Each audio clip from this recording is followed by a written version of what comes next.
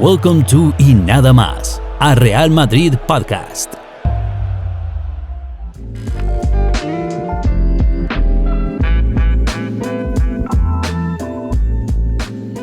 All right. What is going on, everybody? It has been a minute since I have been on this podcast, and I'm going to go a little bit more into explaining what went on, what's going on, and why I've been gone for a little bit. It's been about, I think, something like 6 months since I last did a podcast. I think the last podcast I did was back in February, still of this year, 2023. And then a lot of things happened. That made me pull away from the podcast for a bit. And I'll explain it in a little bit, but the idea is basically just to let you know is that I'm back. I'm back in the podcast. The season just started. We kicked off the season with a win, 2-0 against the always difficult Athletic Club de Bilbao in San Mamés, which is always a pretty complicated fixture, and we got it started at the beginning of the season. Obviously, a lot of stuff has gone on since the last time I did a podcast. I don't even know if some of you are going to be joining me, but either way, the idea is to pull you guys back in little by little and just stay on top of things as much as I can. I have my good friend Trombach. I have my good friend Hala that they're still helping me out. We updated the website a little bit. A couple people have dropped out of the podcast. It's kind of like when I started this whole thing, I had a couple of friends on board, and then I recruited guys like Trombach, and it was all, due to COVID when I first started this thing that, my love for Madrid, I just decided, hey, I'm going to do this, because I had the spare time. But at the end of the day, I have a day job. I have a lot of other things that I'm doing. I don't survive off of the podcast.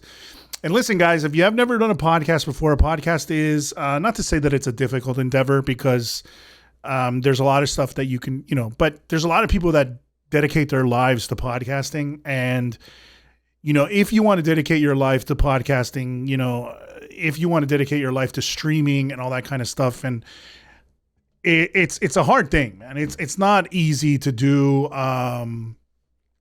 It's not easy to do because as somebody who's a content creator, and listen, I create content. So my day job consists of creating content, but it's for a brand that's not mine. It's a cruise line. It's a multi-million-dollar company. And my job is not only I don't solely create content for them, but I manage content for them, and I manage kind of other things that go on there.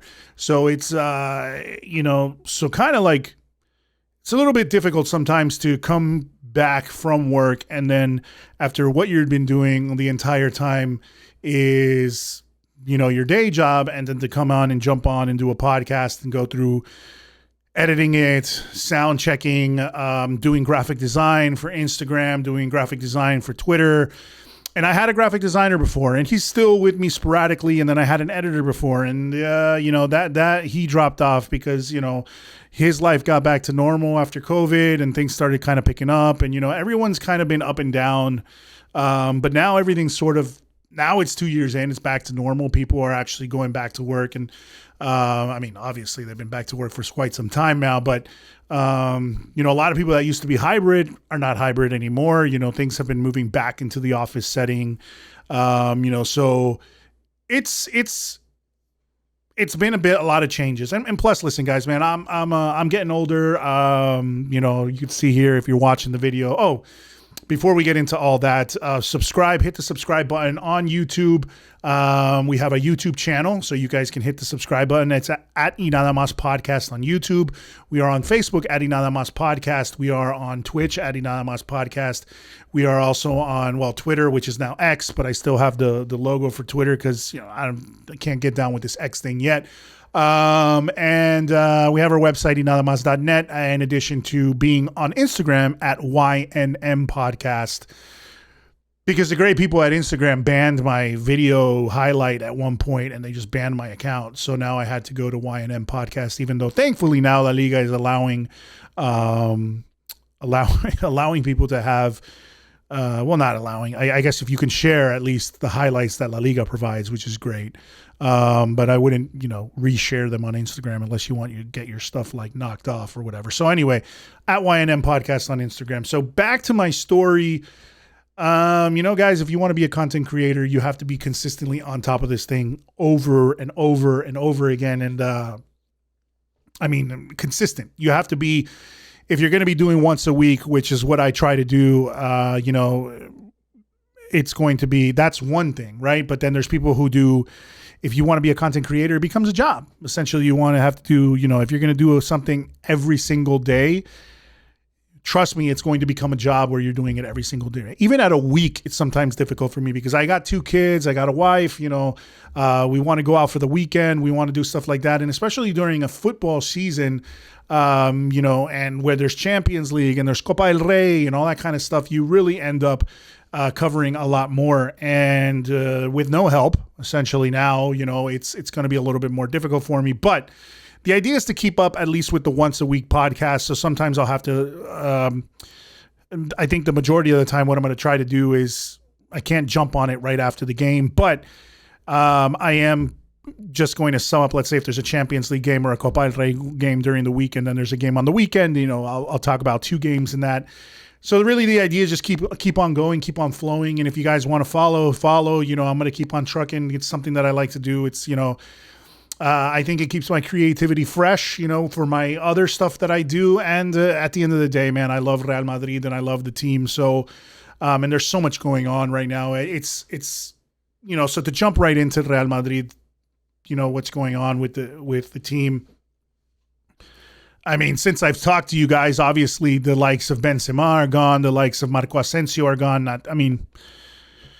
With all due respect to Marco Asensio, but I don't think he was at his best anymore, and I don't think he was really adding anything at that point to our team. Although he had a better season, I think, last season. But but the biggest one is obviously Benzema. Benzema leaving was a heartbreak for a lot of us, and I think especially for me because some of you guys are a little bit older that listen to the podcast and have had, are older fans of Real Madrid. But, if you grew up in the Cristiano Ronaldo era, and then you with Benzema and even before Benzema, and then, I've been here since essentially Raúl and Zidane and all these guys played for the team. That was my generation when I first started watching them. But when I really jumped into it, really, the BBC was a huge part of it. And now this is a young crop of players.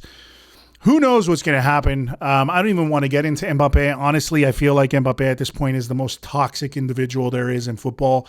I have no idea what's going on. And it's not only the toxicity of Mbappé, of not making a decision and saying one thing one day and making it seem like he wants to be at Real Madrid, and dragging things along. But then it's also, it's kind of infuriating, of course, that our board keeps on playing this game with him where it seems like, I don't know. It seems like this Mbappé doesn't really want to come here. And even if he does want to come here, he thinks he can just come here at his own delight because, he's a talented player. But at the end of the day, Madridismo, I think, reigns. And I'd rather have a player that really legitimately fights as much as he can to be here and play for us than somebody who's, to use an old term, wishy-washy, essentially doesn't really know what he wants, and at this point, or is just going to follow the money. And there's a lot of money going there at PSG. But that team is for me is, Paris Saint-Germain is a team that is just done and dusted at this point. I think, sure, they're going to bring in the likes of Gonzalo Ramos and from Portugal, from the Portuguese national team and from Benfica. They brought in obviously the likes of Marco Asensio. They have Ashraf Hakimi. They have some talented players there. Berratti's now gone, and Neymar looks like he's on his way out, also going to Al Hilal into Saudi Arabia. And this is another development, of course, since the last time I talked to you guys, which was this whole Saudi Arabian thing, which is now like all of a sudden they've taken on just a huge amount of players, that are talented players. In addition, from, you have Benzema, you have N'Golo Kante, you have Riyad Mahrez, I think Verratti, even Jordan Henderson, for God's sake, for this Jordan Henderson left. Liverpool, Steven Gerrard is now coaching. I forgot the name of that team. But that's another team there. Eduardo Mendy, Koulibaly, all these big names have gone over there. Brozovic, a very talented, obviously, midfielder from the Croatian national team and from Inter Milan. Brozovic is now there. Milinkovic Savic went to Al Hilal. And there's just a whole group of people that are going there. And if you've been following the Saudi Arabia story for quite some time, obviously, at least in America, you know that what happened with the PGA and with LIV, and that they essentially, at this point now, I guess, own the PGA. They're big money players, man, in the game. Now, I'm sort of at a divide between this thing, when it comes to all this, because I really hate how football has become this sport where it's just money players are going to the highest bidder and everything like that, and you're just playing you're seeing such a ridiculous amount of money being thrown at players, when we have obviously crazy things going on all over the world, unfortunate things all over the world going on, and you have just this insane amount of money. And it's not just Saudi Arabia. I mean, at first I was kind of sour about it because I was like, who are these guys coming in and playing? But then you start to see a lot of things popping up, like a lot of racism popping up and a lot of like just stupidity, because you praise players for coming to the MLS, which is it's not a great league either. I mean, look at what Messi's doing right now in the MLS. If anything, for me personally, I mean, I'm here in Miami. So, I was taking my kids to games, to Inter Miami games, and it was like $30, $40, $50, $70 to go to a game, at the max $100 to go to a game. And, and we could all, my son, my two sons and I, so I'd take them, and I wanted to grow like this sort of grassroots thing, and it was nice, but obviously the team wasn't doing well at all. And so they decided to bring Messi in, and Messi brings with him an entire army, essentially, of just fans that are just Messi fans. They're not Inter Miami fans. They're people that never cared about football in the first place. And now they're jumping on the bandwagon, and you're seeing tickets go for $1,000 or $500 a pop or $600 a pop or whatever. And it's now like, the fans that started out at the grassroots, we're not going to go to those games, man. Like, even if I had the money to pay, like, I could probably swing $200 a ticket, but would I want to? I mean, obviously $200 a ticket. I'm not trying to say like I'm some sort of rich guy, because I'm not. I could definitely swing $200 a ticket if I really, really, really wanted to. It would put me, it'd be, I think, it would be not a smart decision on my part to put $200 down for an Inter Miami game just to watch Messi run through defenses and make this league just look terrible, because that's what I think he's doing. He's making this league is not a league for Messi. This league is, what he's going to do is he's going to bring this entire group, this entire circus that he brings with him. And it's not just Messi, obviously. It's if Cristiano Ronaldo came, he would bring, a bunch of people with him as well. But this league, that you could just tell, I mean, just the way he's running through, and the season hasn't even started, but they're doing like the Leagues Cup, right? All this stuff that's already happened, like him just with ease running through defenders and things. And not only that, I mean, there's already been discussion, because when you look at Busquets playing on the team, when you look, especially when you look at a player like Busquets, who's used to, having milliseconds on the ball, if not seconds, if not milliseconds on the ball to make a decision. And he was very good at making those split second decisions before. Now you look at him and nobody presses him. So essentially that guy who is, a guy who knows how to pick out a pass, and Messi too, essentially guys that know how to pick passes out in with split second, decisions and accuracy. Now nobody's pressing them. They have more than 2, 3, 4, 5 seconds to make a decision, more than 10 seconds sometimes, because no one's doing anything. The defense is that bad. Picking out passes to make runs into the box and make every defense look like absolute garbage, because that's the level. Not that they're garbage. It's just not a high level of football. It's not the football that they're used to. And if anything, I think they're just making the league look, are they going to improve the league? I don't know, 2 players? Are they going to improve the rest of the league if they're just going to run over everybody? I don't know, man. To me, it doesn't make any sense. I mean, Saudi Arabia, does it make a lot of sense to me? No, it doesn't make sense to me either. But now you're starting to see bigger and bigger players. So there's like a large influx of quality players from Europe going to the Saudi League. And I think that's obviously going to boost the quality there. But, I look at these other pundits, whether they're pundits from England or they're pundits like Men in Blazers who has the MLS so far up their ass, dude, like, and all they do is just like crap on the Saudi League and crap on Cristiano Ronaldo and then just sing the praises of everything Messi does at Inter Miami and MLS. And you think to yourself, what are they really looking at? I remember them posting like just not, it's just kind of like a weird, Rio Ferdinand brought it up the other day too, like, and I'm going to get off this point in a few seconds, but because I don't want to just focus on something that doesn't have to do with Real Madrid, but it's been a while since we talked, right? So just kind of wanted to let you know where my thoughts are. But this whole thing is just ridiculous to me because Rio Ferdinand said, like, look at what the media does when it comes to MLS, and then look what the media does when Messi is going to MLS, and look at what the media does when Ronaldo goes to the Saudi League. Obviously, it's because it's not the West. It's not an English-speaking country. It's not. I'd hate to play the racism card, but I think it is there. They're not white. They're brown, and it's a different country, and it's Muslim, and it's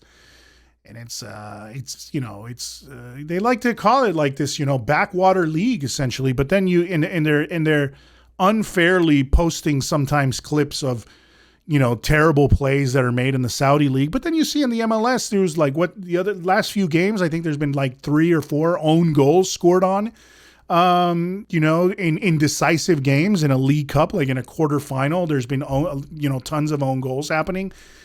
It's a joke. It's a joke to shit on one league and then praise another when really neither are up to snuff as of yet. And I would think, honestly, that with the amount of talent that the Saudi League is bringing into their teams, they're going to be in a lot more exciting league to watch than the MLS is going to be. At least from my perspective, that I've been following football for so long. Obviously, like, sure, if you want to look at a grassroots and you want to be an MLS fan and say, oh, I'm here because we're building everything from the bottom up. I mean, yeah, okay, sure. I like it too. I mean, I was taking my kids to Inter Miami games, but the quality is not good. I mean, let's be real. The quality is not good. I mean, I'm not saying I'm a fantastic player or I was ever a great player. I'm not. I'm just a guy sitting behind a computer with a regular job, My claim to fame before was that I boxed people. Maybe I've been hit in the head too much, but that's it. That's my only, my sport background was completely different than football, but football has always been my passion. And the thing is, you look at the MLS and you look at the Saudi League and you're like, neither one is really, crazy amount of quality. But like I'm saying, with the influx of quality that's being injected into the Saudi League right now, I really see that they're going to, long term, is it going to last? Well, that remains to be seen. But with the MLS long term, I would love to see in a couple of years, maybe in 2 years, when Messi's gone from Inter Miami, I can afford to take my kids again to a game and we'll build something from the grassroots back up again. Because we've already seen when Messi gets subbed off, people are leaving the stadium. Terrible look already. They got millions of followers on their Instagram, but where are those people going to go? We saw them all show up when Messi arrived. When Messi leaves, where are they going to go? Let's say Messi gets a franchise in the MLS, which I think is something that he might get, or maybe they'll stay because he becomes, part of Inter Miami. Because I could see him sticking around here in Miami since it seems that he loves it and his wife wants to be here. I can understand they might stick around for that. But what if he decides to open a franchise and go somewhere else? I guarantee you that the 15 million or 10 million or whatever 9 million fans that he added to Inter Miami are going to go follow him. They're going to follow his new team. And what's going to happen when he's no longer a player? Like, people aren't, he's no longer playing anymore. You can't be wowed by the things he does on the pitch. Are people going to necessarily stick around, or are they going to stick around for the new guys that are coming up? Are they going to stick around for the Mbappés and the Haalands of the world? And, when Cristiano Ronaldo and Messi, obviously at some point hang their boots up, because they're going to hang their boots up sooner rather than later, actually. I think is right around the corner, essentially. And there's going to be, and football is going to continue. And you're going to see, is the MLS going to be able to, I mean, did Beckham move the needle as much when he played? Did Rooney move the needle? Did Pirlo move the needle? Did David Villa move the needle? Did who else came here? Frank Lampard, Thierry Henry. A lot of people have been here in MLS. And while it's grown, it's still not on par with Europeans' top leagues, you know? So I'm wondering, after this Messi saga ends, and Busquets and Messi and Barcelona Junior eventually stops being, and it just goes back to being Inter Miami with the likes of, I don't know, Robert Taylor and what's this other guy, Joseph Martinez. I mean, obviously he's not going to be there forever either. I mean, are people going to still follow them? I will, because they're local and I want to catch some football and, build it. Like I said, build something from the ground up. But am I under the illusion that is the greatest football of all time? Am I telling my kids that that's what? No, I'm a Madridista. The greatest football for me is the one that I see that's played at the Bernabeu, or wherever the team goes. So anyway, those are my thoughts on that whole thing. To talk about Real Madrid, 20 minutes in here. To talk about Real Madrid, obviously there's a lot of stuff has happened. Like I said, Benzema is gone. We unfortunately it's been raining. We're already talking about Mbappe. I don't even want to talk about him anymore. I think I didn't trust him from the beginning when he started talking about coming to Real Madrid. At this point, I'm wondering, sure, you would like to have somebody on your team, but do you really want to sacrifice? Do you really want to sacrifice for me, the chemistry that I feel like this team has for some guy who's a prima donna, some guy who's a absolute diva at this point? I wouldn't want it. Would I be happy if Mbappe comes? Of course, because we're going to win things, and it'll be amazing. But am I soured on him? I'm soured on him completely, and I don't really care much if he joins or not.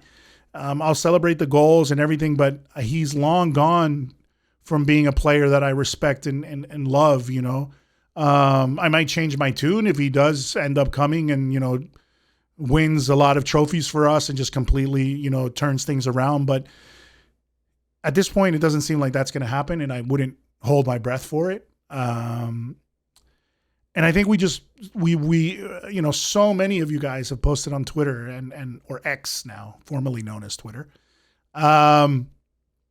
So many of you guys have posted and talked about how it's just so sad that we've been caught up in this Mbappe saga for 3 years now, or 2-3 years now. And what's happened? Nothing. And we haven't, now Benzema's gone. Harry Kane went to Bayern and he was an option for a number 9, for a world-class number 9. Lewandowski's obviously at Barca. Mbappe, like I said, isn't coming. Who else would you have? Who else could you possibly get? I mean, there's guys like Vlahovic. Gonzalo Ramos is too young, and he went to PSG. The options. Really, we could have gotten Kane. We could have gotten Haaland before. I think Haaland wanted to come here at one point, and we decided to focus all on Mbappe. And so there's this maybe in 2024. And the thing is that everyone, they're talking about waiting until 2024. And in 2024, aren't we getting Endrick? And we're getting, and then Haaland has supposedly that clause in his contract that'll let him come to Real Madrid at some point. I don't know. And at that point, do you even want Mbappe after so many things that he's done to this club? Would you even fight for this guy anymore? Man, let somebody else show up, some other diamond in the rough. I'd rather build this team up from zero and just keep with our boys. But I mean, we need a number 9. Obviously, Joselu isn't. I know a lot of people are going to hate on it because it isn't enough. Our board, and I know Florentino, as much as I love Florentino, and I'm not going to say bad things about Florentino, because this, some people, whoever badmouths Florentino is crazy, because this club wouldn't be what it would be without Florentino. I mean, part of the reason is because he was so cutthroat for so long, and now he's getting older, and he wants his guy. He got fixated on Mbappe, And it's been at his own detriment and to detriment to the team and to us as fans that we've been focused on this one guy who really hasn't shown that he wants to come here. I prefer the guys that want to come here. I prefer the Valverdes, the guys that, I love Valverde, his passion, his intensity, that he wants to be here. Camavinga, Tchouaméni, the guys who, made, we know from the press, moved mountains. Jude Bellingham, my God, give me 100 Jude Bellinghams rather than Mbappe.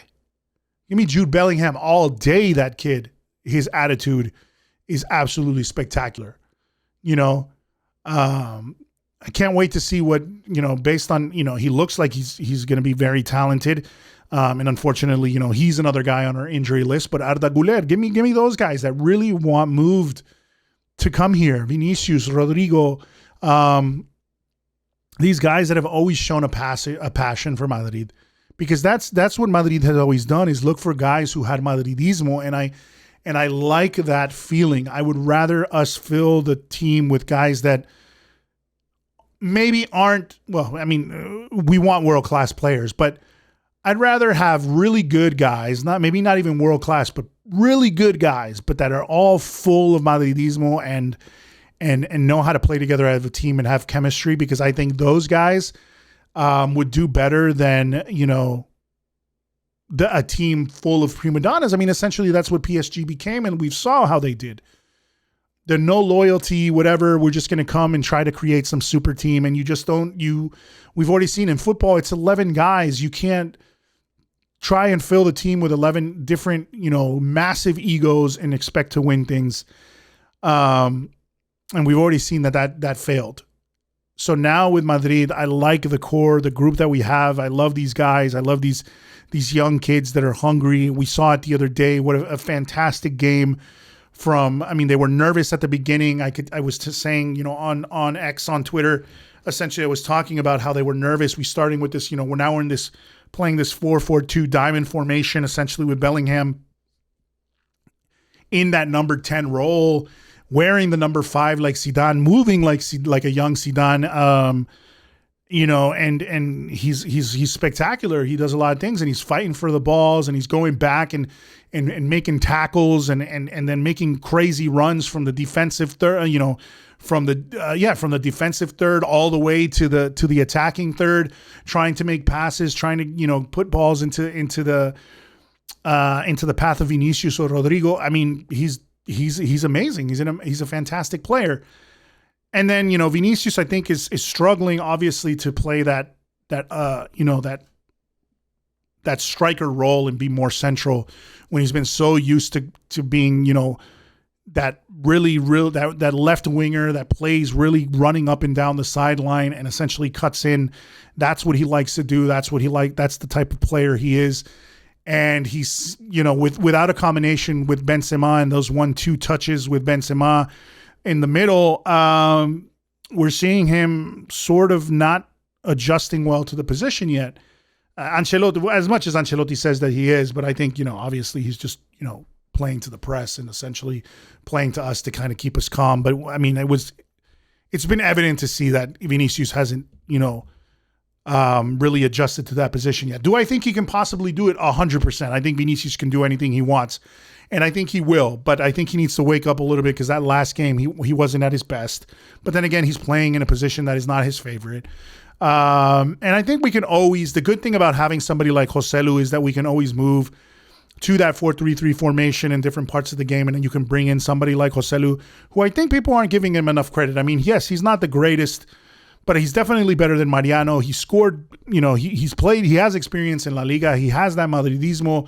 He's a guy that played last season and scored, 15 goals for Espanyol, which was a team that wasn't doing well, and he was still able, and was not, they ended up getting relegated, and he was still able to pull out, 15 goals with that team. So I think he can really do something. He showed it. He showed it the other day. He got that acrobatic goal against, Manchester United, scoring the overhead kick in the preseason. I think he's an asset, but he can't be our only option at number 9, essentially, And at this point, I don't think we're going to get a number 9, guys. So we're going to have to deal with what we have, unfortunately, because the only other number 9s out there are like Vlahovic, Firmino already left. And these are just guys that I would say are stopgaps. They're not, the only other guy that I would say that I would really love, and that's because I'm a Napoli fan, is Osimhen, So I would bring in Osimhen 100%. And I became even more of a Napoli fan because I went to, part of the reason I wasn't here in doing the podcast is I went to Italy. I've been working on a huge project for my company, and then I was in Italy for 3 weeks, a little over 3 weeks. And, I was in Naples, and, it was so crazy, so palpable to see that passion that I've always liked Naples and Napoli as a team, but to go there and see the passion of that city, for their team, for football, for Maradona and all this stuff. It's so crazy to see the passion that they have, and Osimhen is a killer, and I would love to bring somebody like Osimhen to our team. I think he would be a huge asset, but we're not going to be able to get him because we focus so much time on Mbappe, and so that's where we're at right now, and we're going to have to play with this. And then we lost Thibaut Courtois. I mean, I haven't even brought it up yet, but that's the other sad thing. We lost Thibaut Courtois. We lost Eder Militao. I don't know. I mean, but we looked after the young guys. We were nervy in the first 20 odd minutes, 30 odd minutes. At least I feel for the first half in that game against Athletic. Fran Garcia was giving away possession. He was losing the ball. You could tell he was nervous, but then he looked great in the second half. The team really came together in the second half, but they were doing better defensively. I mean, not conceding, I think, was a big thing for us. I mean, not conceding goals. And I think Rudiger has actually, been showing better quality as of late towards the end of the season and in preseason than Militao was. Not that I wish Militao any obviously anything to happen to him. And, I hope he recovers quickly because he definitely is a huge asset. But thankfully, we have guys like Rudiger and Alaba and Nacho to back up in that defensively. The right back is still going to be a difficult position, although I saw Carvajal and he's playing fit, but he looks fit and he's playing well. But if you lose Carvajal, who do you have in that position? What do you have? Who do you have in that position? Lucas Vazquez?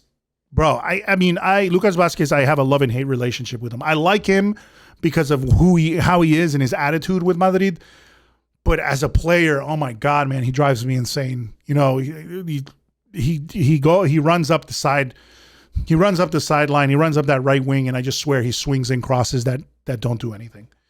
It's almost like, and then when you have him and Mendy on the pitch, it's like two guys that absolutely don't offer you anything attacking wise. Rarely do they do. Lucas Vazquez has a game every once in a while. Mendy has fallen off in quite some time, as much as I liked him when he first came.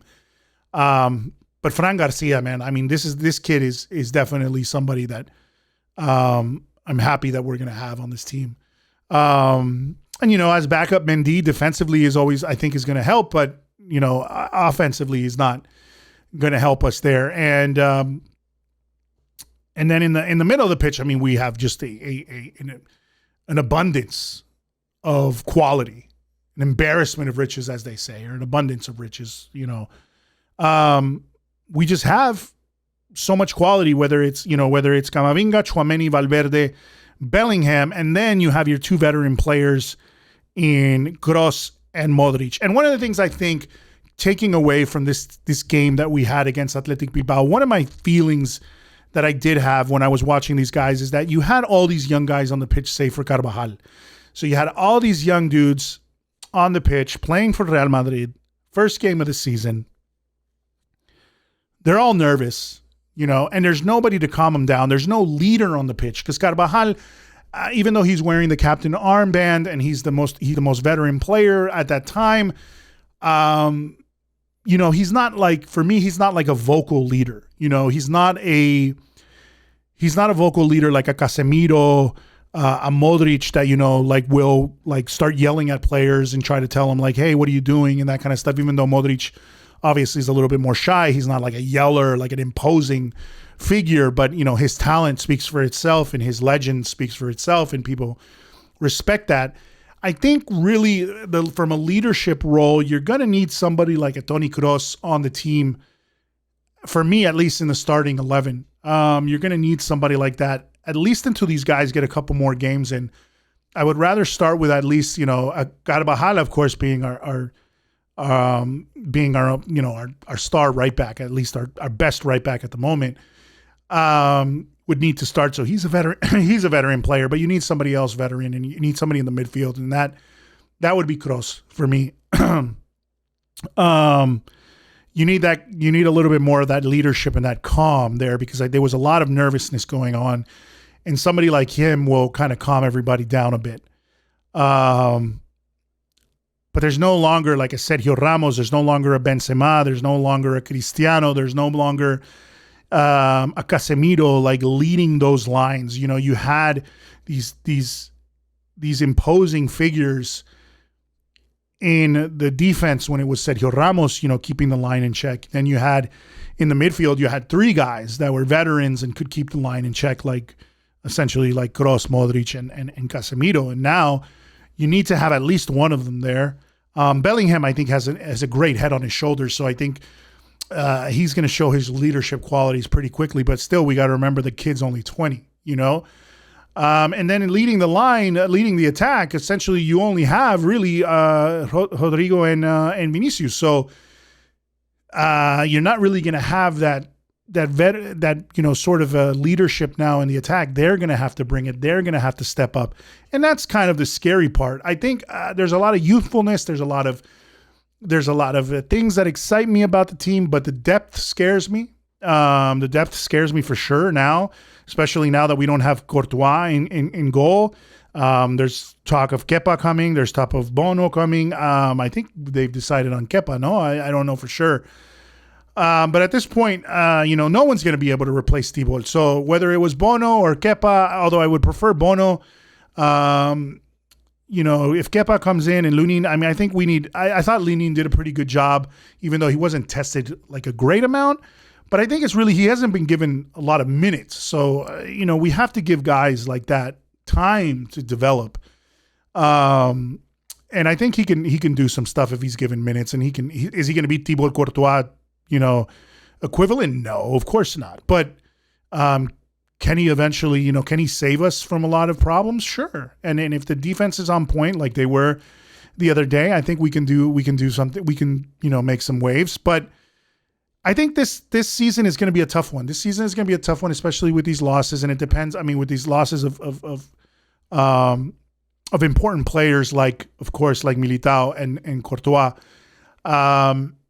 and really just up in the air to see what we're going to be able to do with this young, hungry team, talented team for sure.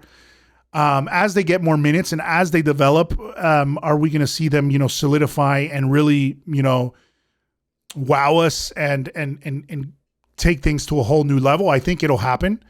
So I really think there's a lot of opportunity there to kind of show, for the talent to show and really come out and grow and solidify.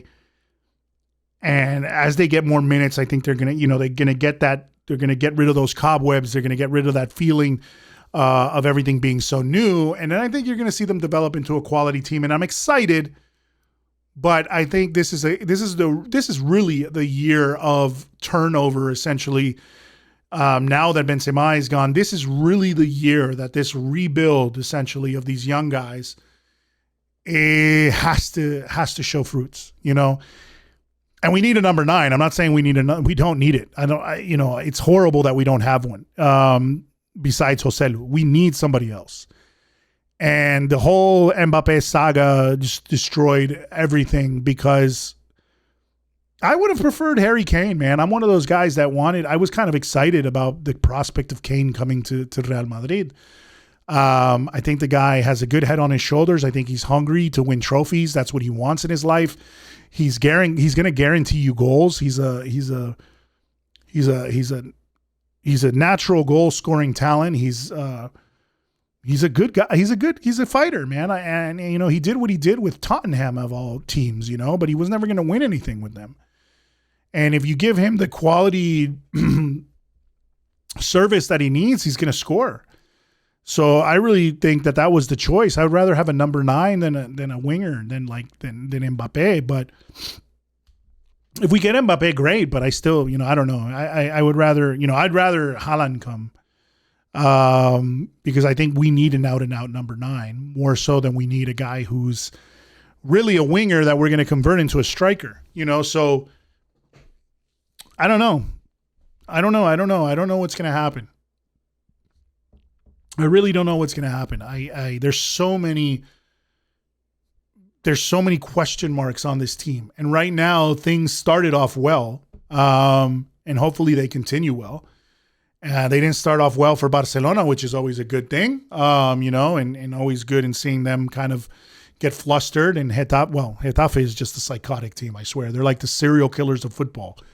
Bordalas just develops these guys into just the lumberjacks. All they're doing is hacking at people, and they don't really play football except hacking at people. And it's a really annoying thing to see. Although, I mean, defensively, and sometimes that's how people like to play the game, and that's the tactics that people like to play and use it. I mean, I have no problem with defensive football.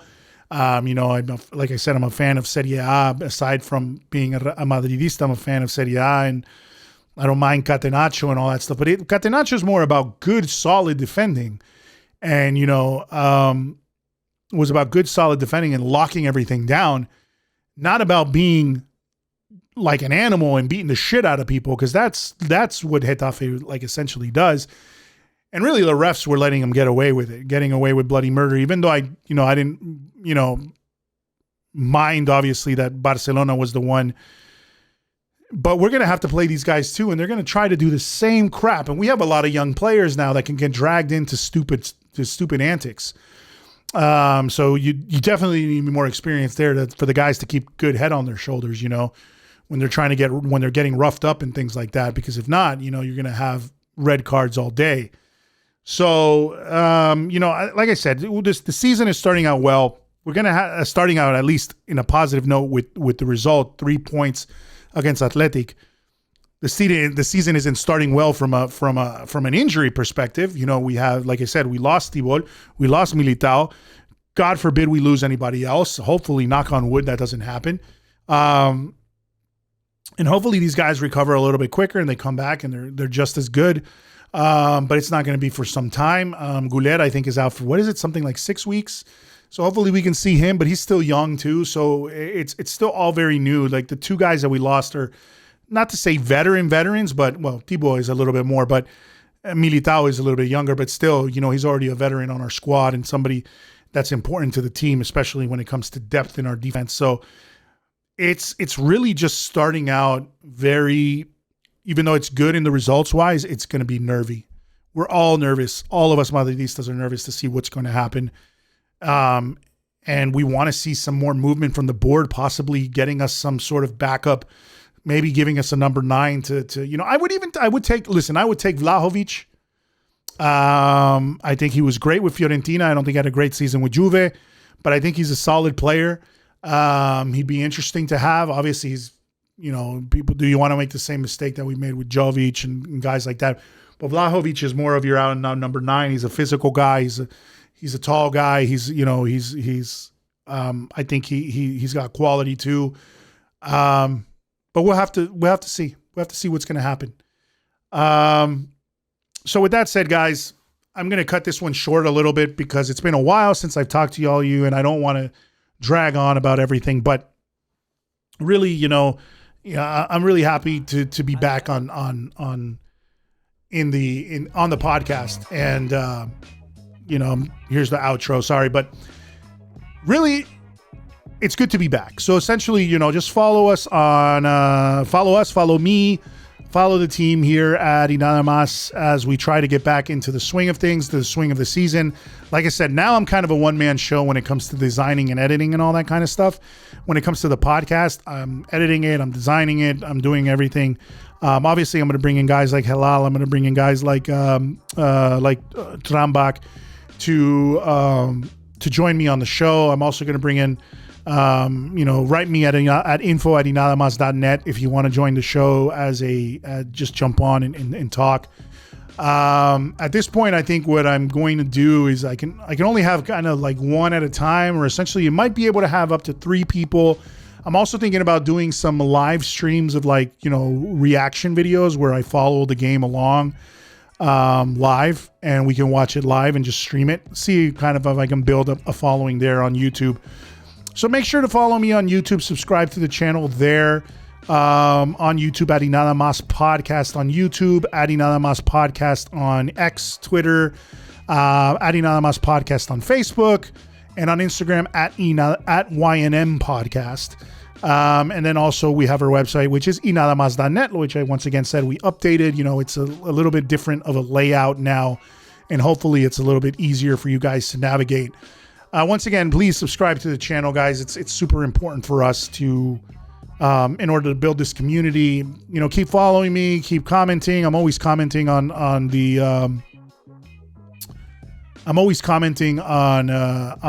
Twitter or X, whatever the fuck it is, man. I'm tired of having to say that, but I'm always commenting there. That's my thing. That's what that's kind of where I'm always at. So you can see me there, and then I'm posting things now on the Instagram when I can, and I'm going to try to keep it up to date as much as I can. But like I said, I'm a one-man show right now. But hey, man, if you want to help me out, if you want to join this kind of crazy little team that we have, from wherever you are in the world, hopefully a little bit closer, because Trombek is in India and Halal is in the UK.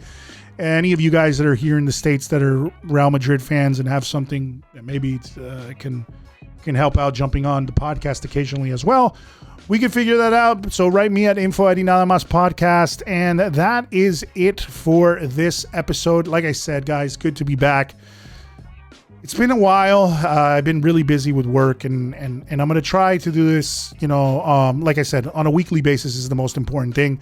I can't promise anything else. I will do as much as I can to add some things here and there and continue on. But I thank you guys for, helping me out, joining me, supporting, for those of you that have listened, for those of you that have left comments. I really appreciate the support. It's like I said, it's not an easy endeavor, but it's something that I love to do.